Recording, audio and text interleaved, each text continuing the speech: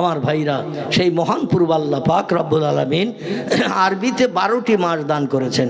বাংলায় যেমন 12 মাস, ইংরেজিতে তেমন 12 মাস, আরবিতেও তেমন 12 মাস। এখন আমাদের বাচ্চা ছেলেদের যদি জিজ্ঞাসাবাদ করা হয় আরবি 12 মাসের নাম বলতো, কারণ মানুষ জন্ম নিলেই মুয়াজ্জিন ডাকা হয়, একটু আজান দাও, ঠিক না ভুল? ইসলাম ধর্মের বিধান হলো কোনো বাড়িতে বাচ্চা ছেলে হোক বা মেয়ে হোক, একটা লোককে ডেকে, নামাজি লোক হোক, আল্লাহওয়ালা লোক, যে লোকটা আজানের ভাষাগুলো জানে, তার ডেকে বলে একটু আজান দাও, এ বলা হয় না, হয় না? আচ্ছা, আজানের ভাষাটা ইংরেজি তো নাকি? আজানের ভাষা, আজানের প্রথম আওয়াজটা কি? আলহামদুলিল্লাহ। আজানের প্রথম আওয়াজটা হলো আল্লাহু আকবার, আল্লাহু আকবার। এই আজান ধ্বনি বাচ্চার কানে দেয়া হলো আরবি ভাষা। মরণের সময় মাথার পাশে বসে সূরা ইয়াসিন, সূরা ওয়াকিয়া, এমন করে আমার সূরা আহজাব, সূরা দোখান, সূরা মুলক, নামি দামি সূরাগুলো মরণোত্তর ব্যক্তি যখন কষ্ট পাচ্ছে, মরণের কষ্ট, তাদের মাথার পাশে বসে মেয়েরা ছেলেরা পড়ে না, পড়ে না? জীবনের শেষ সময় পড়ে। আল্লাহ নবী হাদিস শরীফে, তিরমিজি শরীফের হাদিস, নবী বলছেন যখন কোনো মানুষের মরণের সময় উপস্থিত হয়ে যায়, জাকানদানি শুরু হয়ে যায়, শ্বাস নিঃশ্বাস জোরে জোরে বয়, মরণের কষ্ট যখন শুরু হয়ে যায়, ওই সময় তার মাথার পাশে বসে সূরা ইয়াসিন তেলাওয়াত করো। সূরা ইয়াসিনের এত মর্যাদা আল্লাহ দিয়েছেন, এই সূরা ইয়াসিন তেলাওয়াত করলে আল্লাহ মরণের কষ্ট থেকে নিষ্কৃতি দিয়ে সুস্থভাবে তার প্রাণনাশ করিয়ে দুনিয়া থেকে বিদায় করান। জোরে বলুন একটু সুবহানাল্লাহ। তাহলে মরণের সময়ও আরবি ভাষা না, কোরআন বাংলায় তৈরি? আরবি ভাষা। তারপরে কবরে যখন রাখা হলো সেখানেও আরবি ভাষা, মিনহা খলাকনাকুম। তার আগেও বলা হয় বিসমিল্লাহে ওয়া আলা মিল্লাতে রাসূলিল্লাহ। কবরে যখন লাশ নামাচ্ছে তখন বলে না আল্লাহর রাস্তায়, আল্লাহর ধর্মের উপরে তোমারে কবরে সইয়ে দিয়ে দিলাম। এবার বাঁশবাখারি মাটি চাপা দেয়া হয়ে গেল। ইমাম সাহেব সবাইকে বলছে আমি একা বললে বলতে পারি, তবে তোমরা সবাই বলো, কারণ এখন ঘর আবদ্ধ করা হয়ে গেছে, একেবারে ঘর ঢেকে দেওয়া হয়ে গেছে, দরজা জানলা কিচ্ছু নেই, মানে আবদ্ধ ঘরের ভিতরে আমি একা বললে হয়তো আওয়াজ শুনতে পাবে না। সবাই মিলে জোরে বলো মিনহা খলাকনাকুম ওয়া ফিহা নুঈদুকুম ওয়া মিনহা নুখরিজুকুম তারাতান উখরা। এটা বলা হয় না, হয় না? ইমাম তো একা বললেই কাজ মিটে যেত, সবাইকে বলতে বলছে। কেন?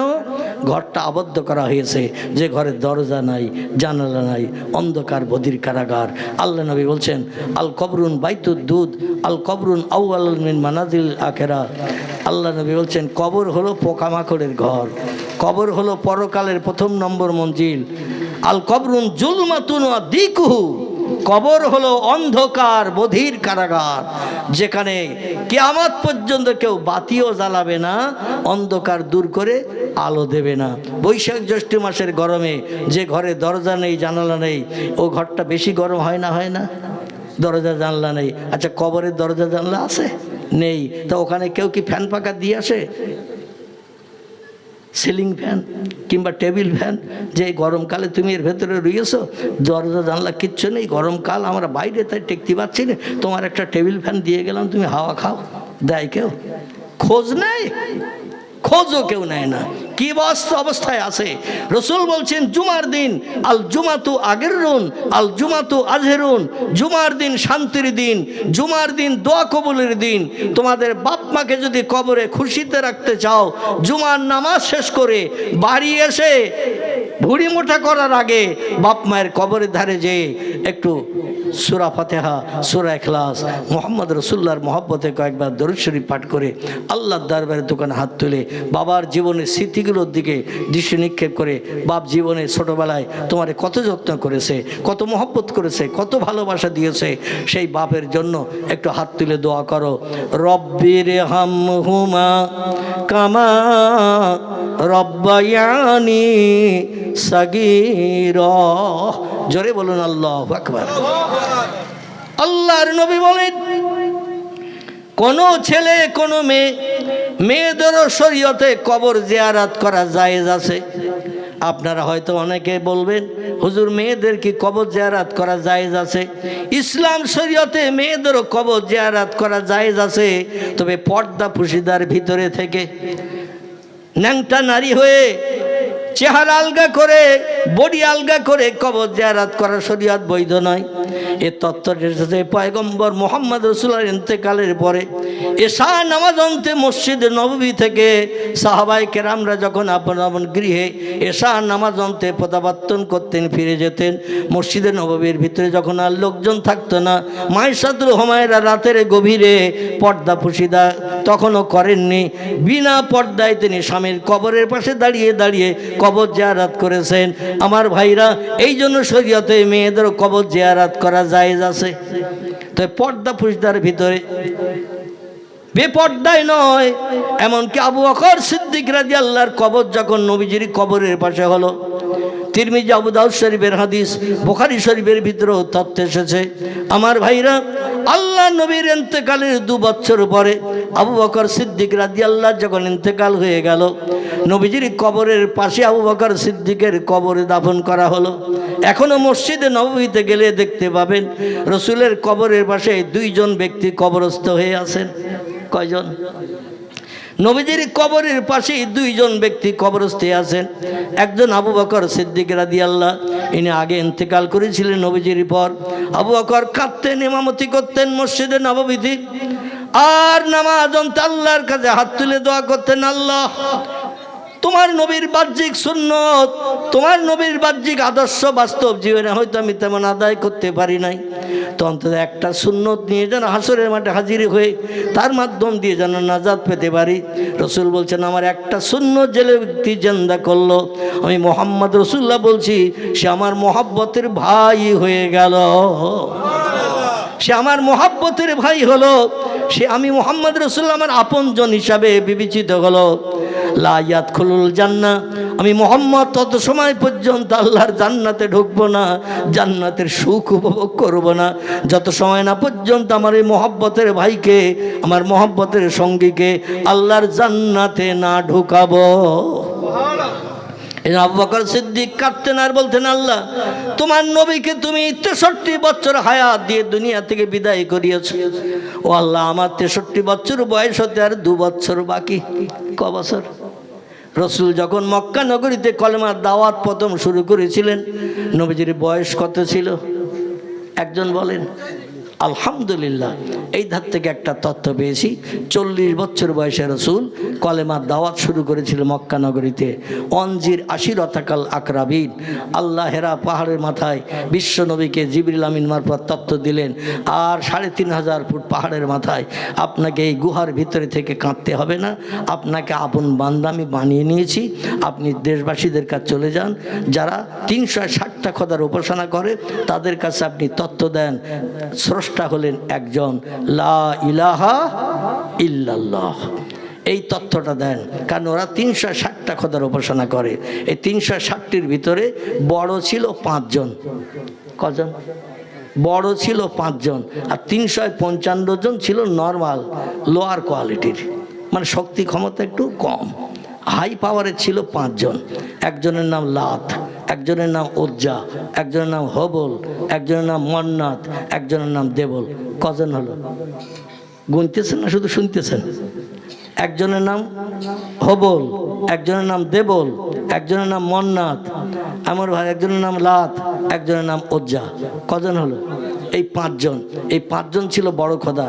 মানুষ বিপদে মুসিবতে পড়লে ও ছোটদের কাছে যেত না, কারণ ওরা সমস্যার সমাধান করতে পারবে না, এই বিপদ উপকার করতে পারবে না, বড়রাই পারবে, তাই বড়দের কাছে যেতেন।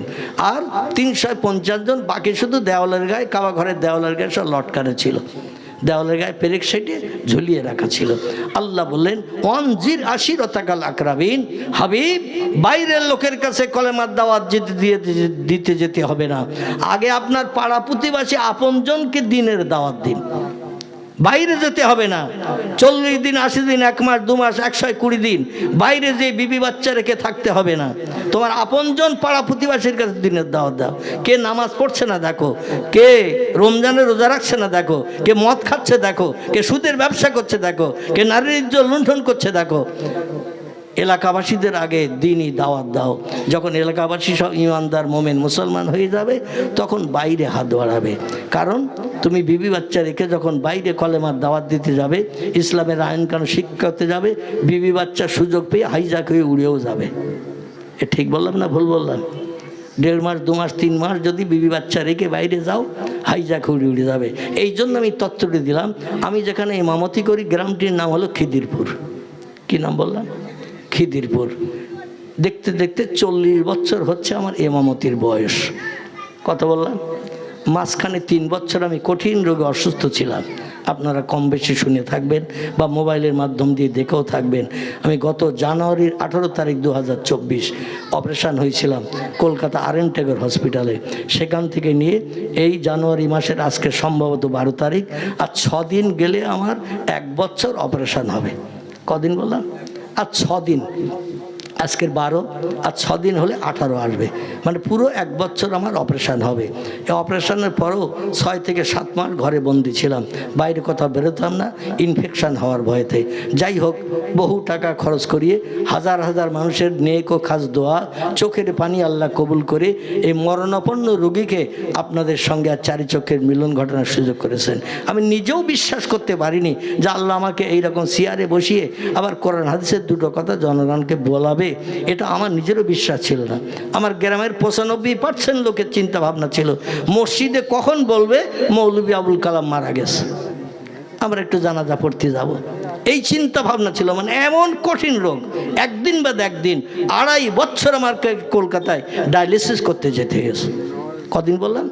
2.5 বছর, একদিন বাদ একদিন, সপ্তাহে 3 দিন আমাকে কলকাতা যেতে ডায়ালিসিস করতে। 8 ঘন্টা 8.5 ঘন্টা 9 ঘন্টা সময় লাগতো বাড়ি থেকে বেরিয়ে ডায়ালিসিস করে বাড়ি ফিরতে। যাই হোক, আল্লাহ পাক হাজার হাজার লক্ষ লক্ষ মানুষের চোখের পানি, কার পানি আল্লাহ কবুল করেছে আমি জানি না, তো আমার দোয়া কবুল হয়েছে বলে আমার বিশ্বাস নাই। আল্লাহ প্রেমিক আল্লাহওয়ালাদের চোখের পানি, তাদের ভক্তি ভালোবাসার দোয়াটা আল্লাহ কবুল করে। আল্লাহ মরারে জেন্দা করে না, জেন্দারে আবার মারেন না। আল্লাহ ক্ষুধার্তরে খাদ্য দেয় না, দেয় না। ইন্নাল্লাহা ইয়ারযুকু মাইয়াশাউ বিগাইরি হিসাব। আল্লাহ হচ্ছে রিজিকের মালিক আমি। খাবারের জন্য দৌড়ি ছুটি করতে হবে না। তোমার জন্য যেটা বরাদ্দ করে রেখেছি ওটা তোমার নসিবে জুটবেই জুটবে। জোরে বলুন আমিন। আমার ভাইরা, সেই মহান প্রভু রব্বুল আলামিন প্রিয় নবীকে বললেন এলাকার আপনজনকে দিনের দাওয়াত দাও, কলেমার দাওয়াত দাও।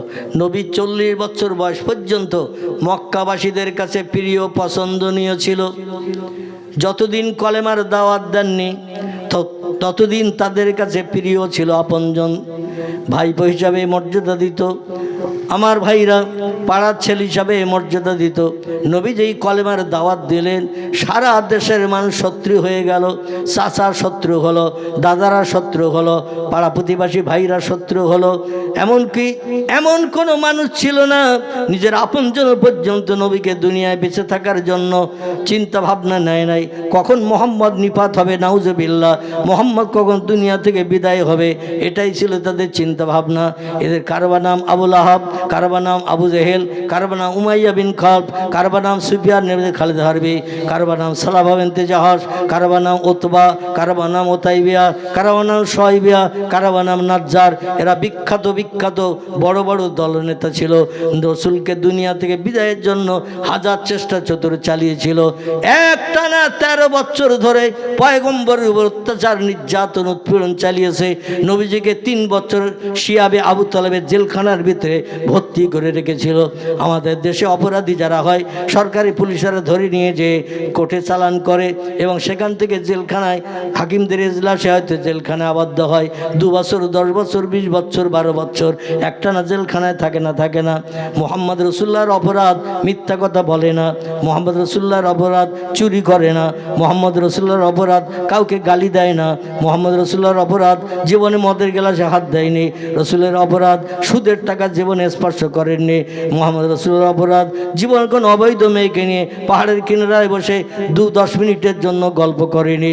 মোহাম্মদ রাসূলুল্লাহর অপরাধ, আল্লাহ নবী সাল্লাল্লাহু আলাইহি সাল্লাম রাতের গভীরে 1:30-2টোর সময় কোনো বিধবা নারী স্বামী নাই তার ঘরে যে জীবন যৌবনের ক্ষুধা নিবৃত্তি করেননি। নবীজির চরিত্র ছিল সাদা কাপড় মার্কা। নবীজির অপরাধ হলো দেশবাসীদের কাছে মোহাম্মদ নূতন খোদার কথা বলছে। তাই কি খোদা? নূতন খোদার কথা বলছে, এটা ওদের পক্ষে মেনে নেওয়া সম্ভব হয় নাই। এত অত্যাচার নবীজিরে করেছে, পাথর মেরে মেরে সারাটা দেহ রক্তপ্লুত করে বেহুশ পর্যন্ত করে দিয়েছে। শিয়াবে আবু তালেবের ভিতরে 3 বছর জেলখানে আবদ্ধ করে রেখেছে, কিন্তু নবীর কলেমার দাওয়াত বন্ধ হয় নাই। পয়গম্বর জানতেন কলেমার কথা বলতে গেলেই মারবে, কলেমার কথা বলতে গেলে আমারে গালি দেবে, বাপ খেগো বলবে, মা খেগো বলবে, হাটখুড়ো বলবে, নিবংশে বলবে, হাজারো গালি আমার নামে দেবে। তবু নবী যেতেন, কারণ আল্লাহ বলেছেন তাই। জীবন ওদের হাতে যদি আল্লাহ তকদিরে আমার রেখে থাকে, অবশ্যই আমার প্রাণ ওদের হাতে যাবে। আত-তাকদিরু লা ইয়ারুদ্দু ইল্লা বিদুআ। চিল্লাই বলুন একটু আল্লাহু আকবার।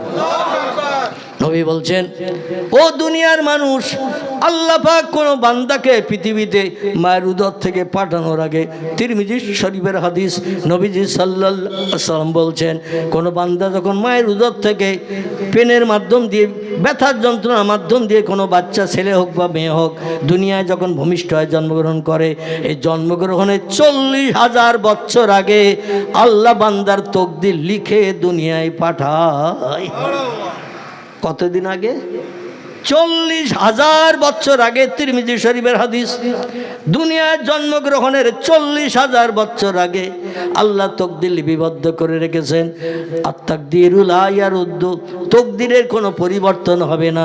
যার ভাগ্যে আল্লাহ যেটা লিখে রেখেছেন তার নসিবে সেটা জুটবেই জুটবে, কোনোদিন তকদিরে পরিবর্তন হবে না। নবী বললেন, ওদের হাতে যদি আল্লাহ আমার তকদিরে প্রাণ নাশ রেখে থাকে, হাজার চেষ্টা করলাম আমি নিষ্কৃতি পাবো না, ওদের হাতে আমার প্রাণ হবে। তো আল্লাহ আমাকে 15 বছর সিদ্ধি সাধনার পর মক্কা নগরীদের কাছে দ্বীনের দাওয়াত, কলেমার কথা বলতে বলেছেন। যতদিন বাঁচবো কলেমার কথা আমি বলেই যাব। জোরে বলুন একটু সুবহানাল্লাহ। আমার ভাইরা, এই 13 বছর কাল 40 থেকে 53 কত হয়? 40 থেকে 53, এই 13 বছর কালে একটা না মক্কা নগরীতে কলেমার দাওয়াত দিলেন। অত্যাচার, উৎপীড়ন, নির্যাতন পয়গম্বর মুহাম্মদ রাসূলুল্লাহর উপরে ওরা স্টিম রোলারের মতো চালাতে শুরু করে দিল। আল্লাহ নবী বলতেন, আল্লাহ আমার একটু ধৈর্য ধরার তৌফিক দাও। ও আল্লাহ, যত অত্যাচার, উৎপীড়ন, নির্যাতন করে করুক, আমি যেন ধৈর্য ধারণ করে আপনার দিনের দাওয়াত দিতে পারি, আমি যেন অধৈর্য প্রকাশ কোনোদিন না করি। আল্লাহ বলেন, হাবিব আপনার দাবি আমি কবুল করে নিলাম, এই জন্য কবুল করলাম, তামাম বিশ্ববাসীর ভিতরে আপনি হলেন আমার শ্রেষ্ঠ বান্দা, আপনি হলেন আমার শ্রেষ্ঠ বান্দা। দেখতে দেখতে যখন 13 বছর কাল চলছে, নবীজি একদিন চিন্তা ভাবনা করছেন, আল্লাহ 13টা বছর আমার পরিশ্রম সব বিফল হয়ে গেল, মাত্র 39 জন মানুষ কলেমা পড়ে মুসলমান হয়েছে। কজন? 39 জন মানুষ কলেমা পড়ে মুসলমান হয়েছে। বড় বড় লিডাররা কেউ তো কলেমা পড়ে না। আবু লাহাব পড়ে না, আবু জেহেল পড়ে না, উমাইয়া বিন খালফ পড়ে না, সুফিয়ান ইবনে খালিদ হারবি পড়ে না, উতবা পড়ে না, ওতাইবিয়া পড়ে না, শাইবিয়া পড়ে না, ইকরামা পড়ে না, নাজ্জার পড়ে না, কেউ তো কলেমা পড়ে না। হযরত ওমরও তখনও পর্যন্ত কলেমা পড়ে নাই, শত্রুদের দলে দলভুক্ত ছিল। আল্লাহ নবী কাবার চাতলে দাঁড়িয়ে আল্লাহর কাছে হাত তুলে বললেন, আল্লাহুম্মা আইজিল ইসলাম আল মুসলিমিন বিআবি জেহেল বিন হিশাম আও বে ওমর বিন খাত্তাব ফাহুয়া ওমরুন ফাগাদা আলান নবী সাল্লাল্লাহু আলাইহি ওয়াসাল্লাম সুম্মা সাল্লা মসজিদান জাহিরান। রাওয়াহু আবু দাউদ ওয়া তিরমিজি। দুটি হাদিসের কিতাবের ভিতরে এই হাদিসটি নকল করেছেন ইমাম আবু দাউদ রাহমাতুল্লাহ আলাইহি এবং ইমাম তিরমিজি রাহমাতুল্লাহ আলাইহি। দুইজন একই হাদিস লিখেছেন। হাদিসটা লই, আল্লাহ নবী বলে, আল্লাহ 2 জন লিডারের নেতৃত্ব আমি আর সহ্য করতে পারছি না। ওরা রাতের গভীরে মিটিং মিটিং করে, যেটা রায় বার করে জনগণের কাছে বলে দেয়, আর জনগণ ওদের রায় বাস্তবে রূপদান করতে যে আমার উপরে কঠোর নির্যাতন অত্যাচার চালায়, প্রহার করে, মারধর করে, গালিগালাজ করে, অপমান করে, বাপ খেগো বলে, মা খেগো বলে, হাটখুড়ো বলে, নিবংশে বলে, হাজারো ধরনের গালিগালাজ করে। আল্লাহ আমি তার সহ্য করতে পারি না। আল্লাহ বলেন, হাবিব ফাসবরুন জামিলুন আল্লাহুল মুস্তাআনু আলা মা তাসিফুন। জোরে বলুন একটু আল্লাহু আকবার। ও আমার হাবিব, বিপদে মুসিবতে যারা ধৈর্য ধারণ করে আমার সাহায্যের উপরে ভরসা করে, আমি আল্লাহ তাদের উত্তম পুরস্কারে বিভূষিত করি, তাদের উত্তম পুরস্কার দান করি।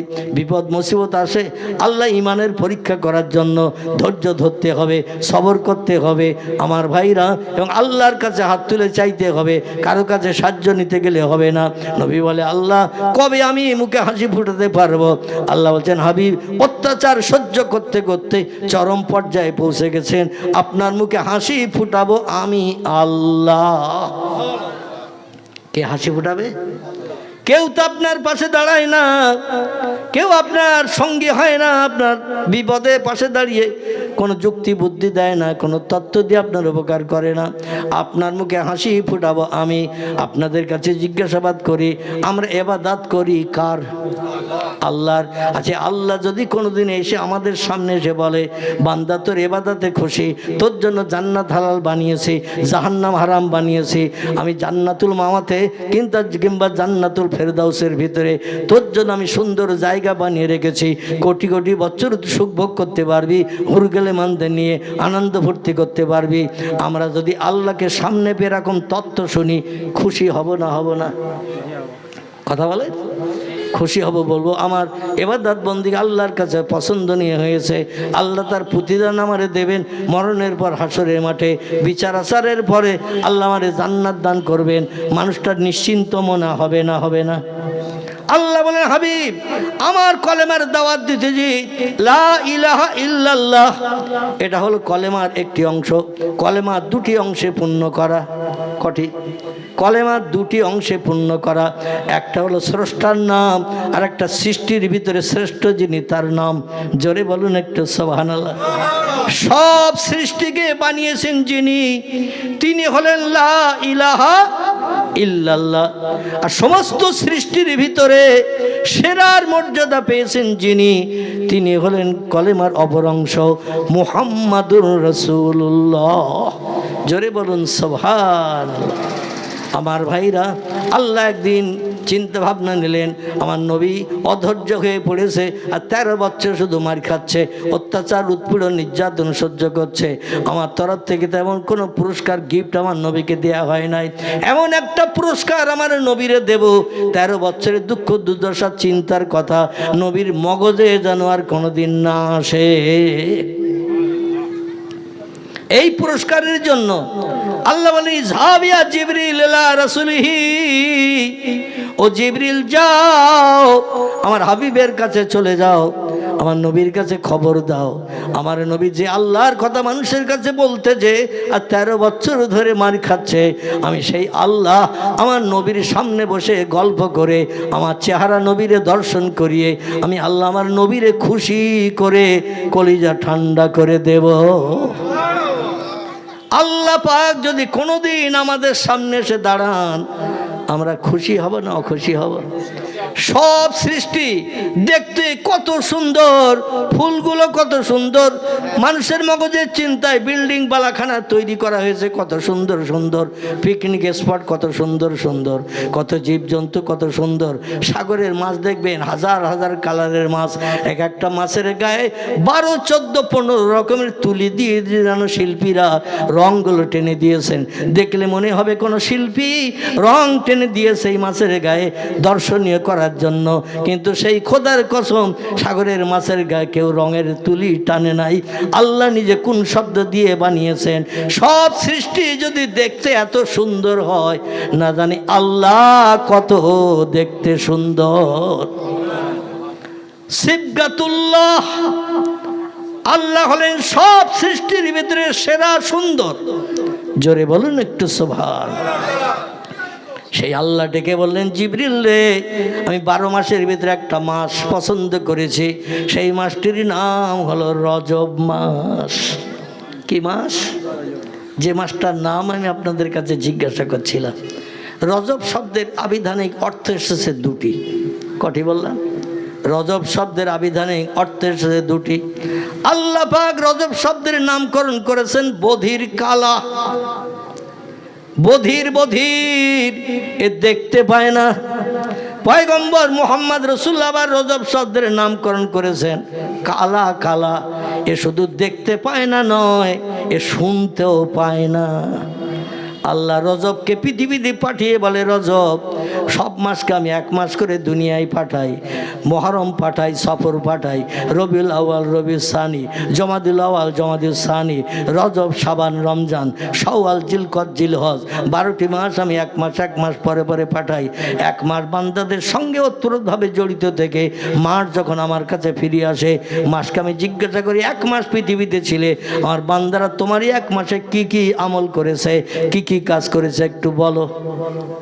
সব মাসকে আল্লাহ চোখলা করেছে, সব মাসকে আল্লাহ কান খোলসা করে দিয়েছেন, কিন্তু রজব মাসের চোখ আল্লাহ অন্ধ করে দিয়েছেন, বধির করেছেন। এই 1 মাস পৃথিবীতে থাকার পরে আল্লাহর কাছে যখন চলে যাবে, শাবান যখন শুরু হয়ে যাবে, আল্লাহ বলে, রজব রে, 1টা মাস দুনিয়ায় তোরে রেখে দিয়েছিলাম, আমার বান্দারা কে কি করেছে বল। রজব বলবে, আল্লাহ আপনার বান্দাদের শুধু সৎ কাজ, ভালো কাজ করতে দেখেছি, এবং ভালো কাজ করার আওয়াজগুলো আমি আমার কানে শুনতে পেয়েছি, কিন্তু কোনো খারাপ কাজ বান্দাদের করতে দেখিনি, খারাপ কথাও বান্দাদের বলতে শুনিনি। জোরে বলুন একটু সুবহানাল্লাহ। আল্লাহ তখন ডেকে বলেন, রজব রে, তাহলে এখন দুনিয়া ধ্বংস করব না।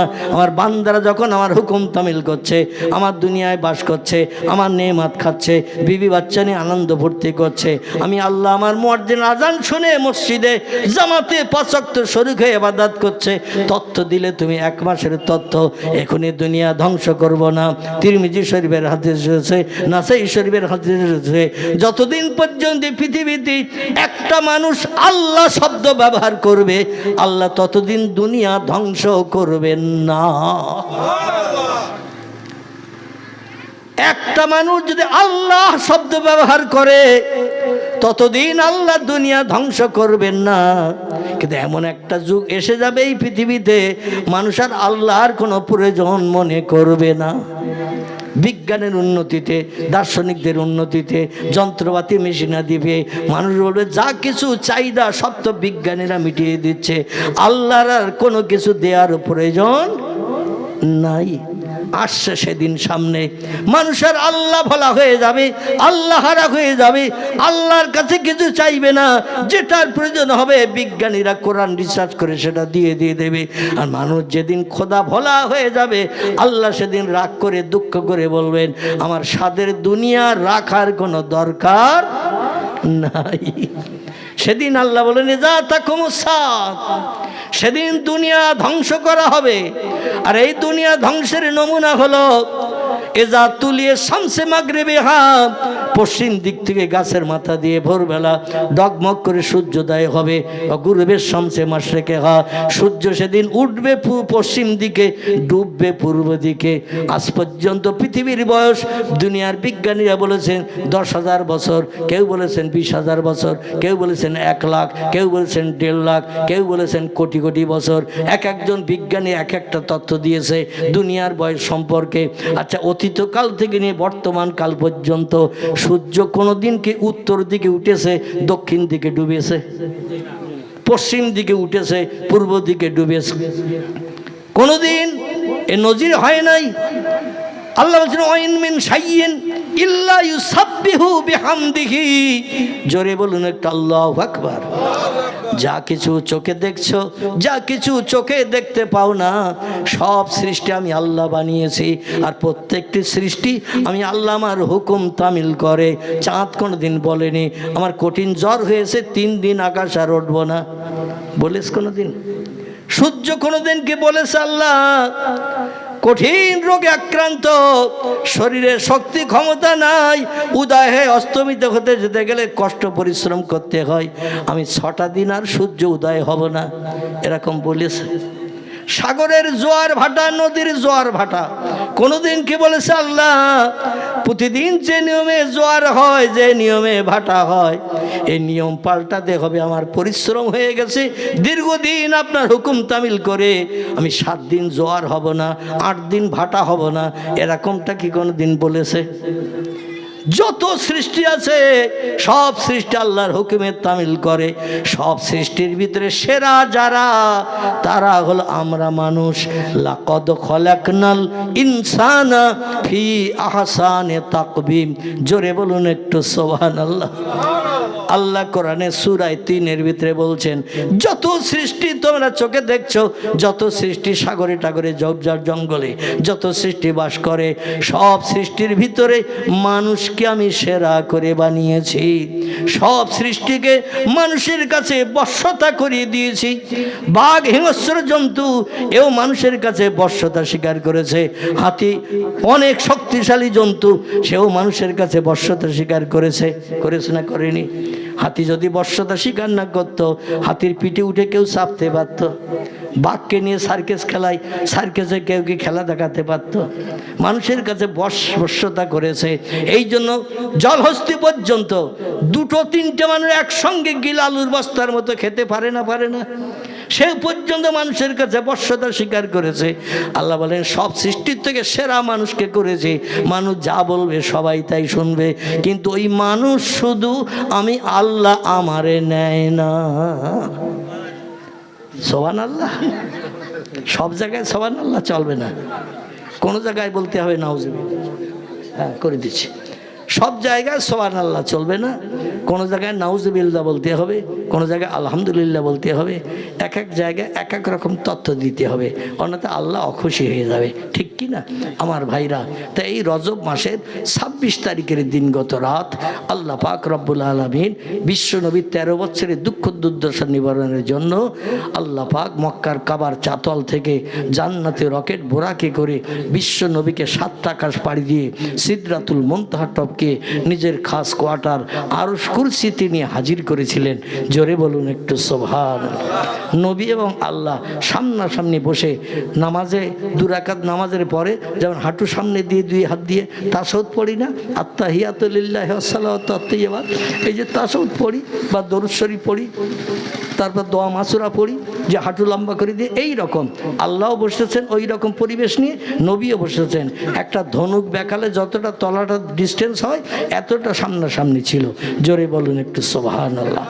এবং বিশ্ব নবী গল্প শুরু করলেন আল্লাহ নূরে তাজলির চেহারা দর্শন করে। ইসলামিক ইতিহাসের ভিতরে তফসিরে রুহুল বায়ান, তফসিরে মাওজিহুল কোরআন, তফসিরে বায়ানুল কোরআন, তফসিরে বাইজাবি, তফসিরে কাশফ, এমন করে তফসিরে ফি জিলালিল কোরআন, বিখ্যাত বিখ্যাত তফসিরের কিতাবে লেখকেরা লিখেছেন আল্লাহ এবং নবী সামনাসামনি বসে গল্প করেছিলেন 27 বছরের লম্বা মেয়াদ। কতদিন? 27 বছরের লম্বা মেয়াদ। আপনার হৃদয়ে অনেক ব্যথা, অনেক দুঃখ, অনেক অনুশোচন আপনার ভিতরে আছে। আমার কলেমার দাওয়াত দিতে যে কত মার খেয়েছেন, কত অত্যাচার উৎপীড়ন নির্যাতন হয়েছে, আজকের আমার নূরে তাজলের চেহারা দর্শন করে কলিজার ব্যথা নিবারণ করুন। আমার সঙ্গে কথা বলে আপনি মনে সান্ত্বনা নিন, এবং যেটা আমার কাছে চাইবেন আপনাকে সেটা দিয়ে পৃথিবীতে পাঠাবো। জোরে বলুন একটু সুবহানাল্লাহ। পয়গম্বর মুহাম্মদ রাসূলুল্লাহ বলছেন, কোনো ব্যক্তি যদি এই রজব মাসে একটা নফল রোজা রাখে, সারা বছর রোজা রাখার সওয়াব সে পাবে। জোরে বলুন একটু সুবহানাল্লাহ। আর যেদিন রোজা রাখবেন সেই দিনের রাতে কিয়ামুন নাহার এবং সিয়ামুল লাইল, ওই রাত্রটা যেদিন নফল রোজা রাখবেন, ওই নফল রোজা রাখা দিনের বেলা না খেয়ে অনাহারা থাকা, আর রাতের বেলা কিয়ামুল লাইল, রাতের বেলা দাঁড়িয়ে দাঁড়িয়ে আল্লাহর নামে তাহাজ্জুদের নামাজ পড়া। কিসের নামাজ? তাহাজ্জুদের নফল নামাজ যারা পড়বে, সারা বছর একটা রাত নামাজ পড়লে 1 বছর নামাজ পড়ার সব আমি আল্লাহ তাদের নামামলে লিপিবদ্ধ করে দেব। জোরে বলুন একটু সুবহানাল্লাহ। আল্লাহ পাক আগামীতে যে কটা দিন আমাদের হায়াতে বাঁচিয়ে রাখবেন, আমরা যেন এই রকম ভালো ভালো রাত, শবে বরাতের রাত, শবে মেরাজের রাত, এই রজব মাসের 26 দিনগত রাতটা হলো লাইলাতুল মেরাজের রাত, নবীজির আল্লাহ পরিদর্শনের রাত। এই সমস্ত রাতগুলো মুহররমের রাত। আমার ভাইরা লাইলাতুল কদরের রাত একটু বেশি বেশি করে ইবাদত করবেন। খায়রুম মিন আলফে শাহর, 1000 মাস বেঁচে থেকে ইবাদত করলে যত সওয়াব, একটা রাতে ইবাদত করলে তত সওয়াব। জোরে বলুন সুবহানাল্লাহ। হাসরের মাঠে হাজির হবেন, নেকির পাল্লায় যখন এগুলো চাপানো হবে দেখা যাবে পাপের পাল্লা হাজারো ওহদ পাহাড়ের মতো যদি পাপের পাল্লা হয় উঁচু হয়ে চলে যাবে, আপনার সওয়াবের পাল্লাটা ভারী হবে, আল্লাহ তরফ থেকে জান্নাতের সার্টিফিকেট দেওয়া হবে। আল্লাহ যেন সেই তৌফিক আমাদের সকলের জন্য নসিব করেন।